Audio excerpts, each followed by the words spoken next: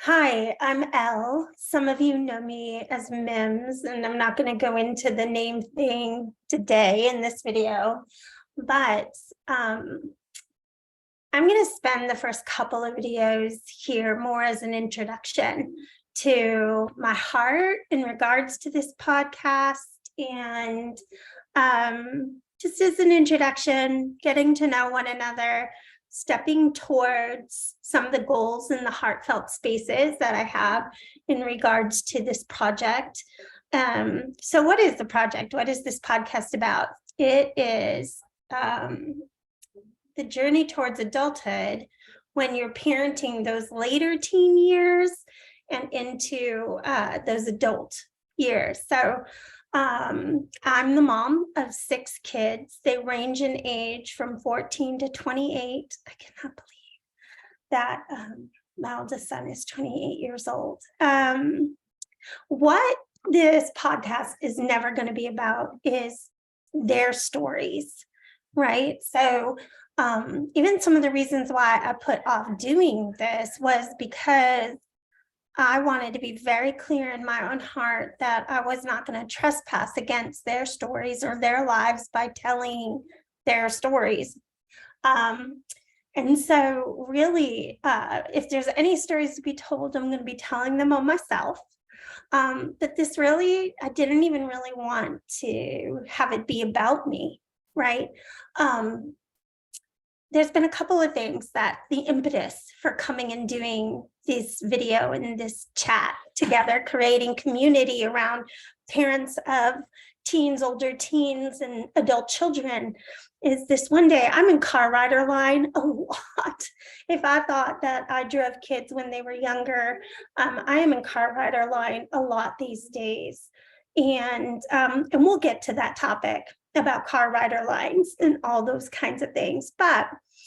And the way that I'm in car rider line, I'm at the high school and down towards when I'm parked in car rider line, down towards my left is the middle school. And the way I get there is I pass the elementary school that 2 of my kids went to. And so, like I said, my youngest 2 are 14 and 16, and everybody else is 22 and older. But I was sitting this one day in car rider line, and I was reminiscing on being parked on the other side, which during car rider line time is the buses, but other than those moments, it's where I would go to pick up kids, my kids from wrestling or from football, and the weight room is right there. And so I was sitting there in car rider line, reminiscing from, so it's 2023, and we moved to Blacksburg, Virginia in 2013. So we've actually lived here for 10 years now.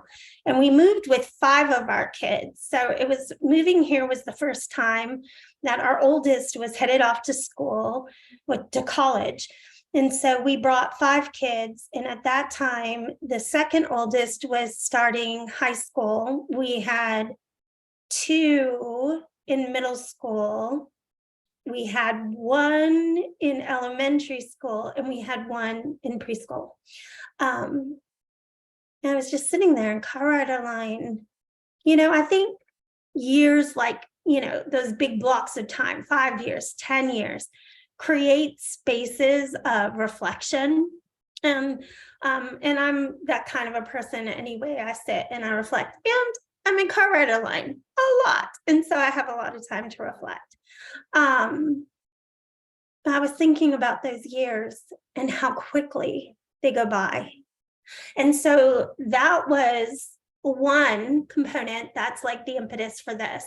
And the second one was I was talking to a friend of mine who their oldest is just touching some of these older teen years.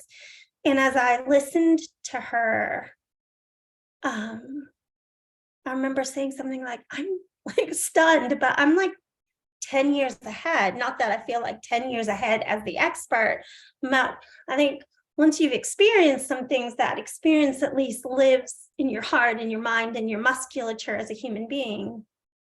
Because I don't have any grandbabies yet. None of my children are currently married. And so I've had, girlfriends and spouses of my kids, or spouse of my kid, met, again. So amidst all of those things, there's still so many things down that parenting line of adult children that I have yet to get to. But I was listening to her, and I was remembering what it was like to parent my oldest. And I'm hesitating because I can be really sentimental, and I do wear my emotions on my sleeve.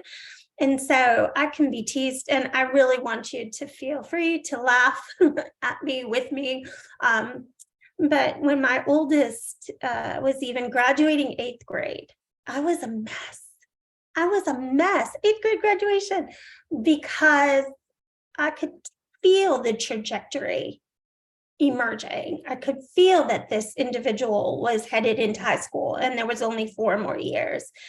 And now in life, and I'm 51, I'm in my 50s, and our youngest is 14.